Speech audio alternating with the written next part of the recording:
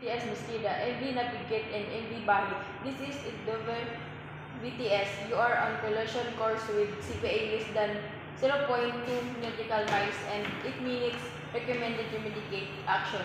MV Navigate to the speed. MV Bahi alter course to starboard. Acknowledge. Over. Yes, this is MP Navigate. Copy your message, reducing speed to 10 knots. Over. This is Eddie Bayo, altering course 20 degrees to starboard. Over. This is BTS Mosqueda, MV Bahil, this of Dover BTS. CPA still to close recommended alternating course further the starboard by another 15 degrees. Over. MV Navigate and MV Bahil, this is the Dover BTS. CPA now 1 mile, no further risk of collision.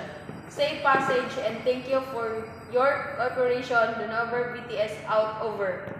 Copy that, Dover. BTS, thank you. MP Navigate, out. Dover BTS, MV Bayo, out.